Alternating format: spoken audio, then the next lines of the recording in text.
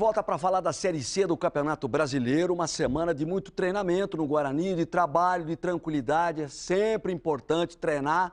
Quando o time está numa fase boa, é muito mais tranquilo. Os jogadores até, naturalmente, do ponto de vista psicológico, conseguem render mais. É a situação do Guarani, porém, a atenção já é voltada para o próximo desafio.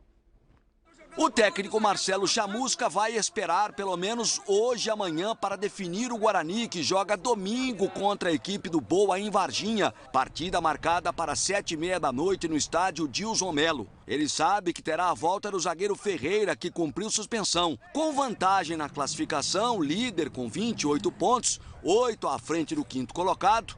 O momento é de absoluta tranquilidade no Guarani. O jogo deste domingo é mais um desafio daqueles para o Bugre, que só perdeu uma única vez em toda a competição. Dentro de casa, o Boa é um time difícil de ser superado. Mas a boa fase do Alviverde recomenda confiança a todos no Brinco de Ouro.